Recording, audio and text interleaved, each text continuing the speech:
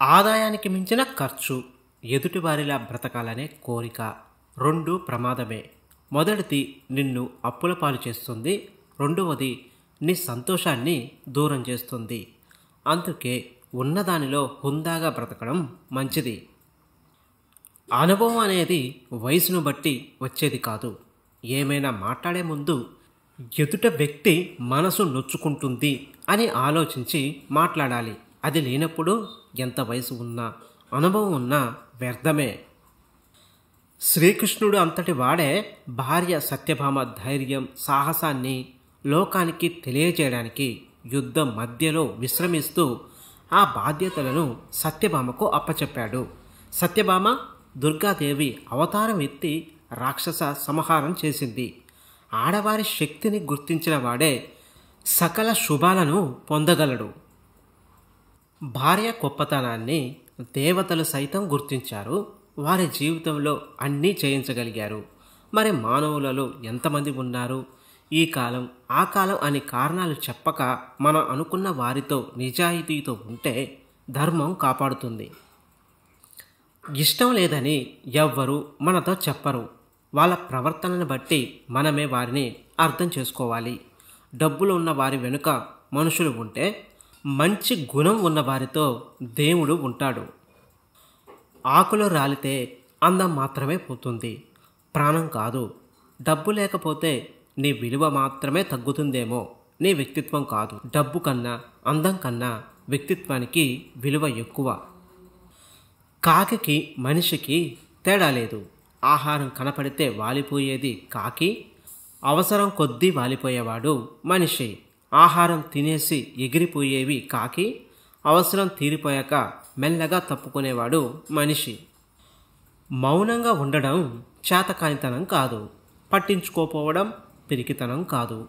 ప్రతి వాడితో పోరాడితే ఒంటికి బురద, మనసుకి బాధ తప్ప ఏమీ మిగలవు. ఒక మనిషిని నమ్మడానికి ఎంత ఆలోచిస్తారో నమ్మిన తర్వాత క్షణం కూడా అనుమానించరు. అందుకే మోసపోతారు.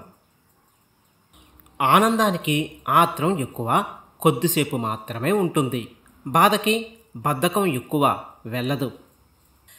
ఏ కారణం లేకుండా ఎవరు మౌనంగా ఉండరు. కానీ ఒకవేళ అలా ఉన్నారు అంటే మనసులో చెప్పుకోలేనంత బాధ, మాట్లాడే వాళ్ళు ఎవరూ లేనప్పుడు మౌనంగానే ఉంటారు. బ్రతుకెప్పుడు తార్ రోడ్లాగా సాఫీగా ఉండదు. మట్టి రోడ్డులాగా గుంతలు గుంతలుగానే ఉంటుంది. స్పీడుగా వెళ్ళిపోవాలంటే కుదరదు, మెల్లిగానే వెళ్ళాలి. ఒక మనిషి మనిషిలాగా బ్రతికేది ఒక్క తల్లి గర్భంలో మాత్రమే. అక్కడ ఎవ్వరూ తప్పు చేయరు, దేని గురించి ఆశపడరు, నాది అనే స్వార్థం ఉండదు. అందుకే గుడి లాంటి తల్లి గర్భంలో ప్రశాంతంగా ఉంటారు. ఒకరు దేవుణ్ణి ఇలా అడిగారంట, నా తలరాతలో అన్నీ రాశావు కదా, మళ్ళీ నీ దగ్గరికి వచ్చి ఎందుకు మొక్కుతారు స్వామి అని. అత్త తల్లి కాలేదు, కోడలు కూతురు కాలేదు అంటారు కదా. మరి అన్నీ చూసిన అత్త తల్లి కానప్పుడు ఏ అనుభవం లేని కోడలు కూతురు ఎలా అవుతుంది? ఎవరు ఏమన్నా సైలెంట్గా ఉన్నారంటే వాళ్ళకు ఆన్సర్ ఇవ్వలేక కాదు, వాళ్ళ వాల్యూ తెలియని వాళ్ళ దగ్గర ఎంత వాగినా వేస్ట్ అని. ప్రపంచంలో అన్ని నిజాలు మనిషి ఆవేశంలో ఉన్నప్పుడు మాత్రమే బయటపడతాయి. ఆత్మాభిమానం ఉన్నవారు తమకు అవమానం జరిగినప్పుడు ఏమీ మాట్లాడకపోవచ్చు, కానీ జీవితంలో ఎప్పటికీ మర్చిపోరు. ఫ్రెండ్స్, ఇక్కడ మెన్షన్ చేసిన మోటివేషనల్ కోట్స్లో మీకు ఏది బాగా నచ్చిందో కామెంట్ చేయండి.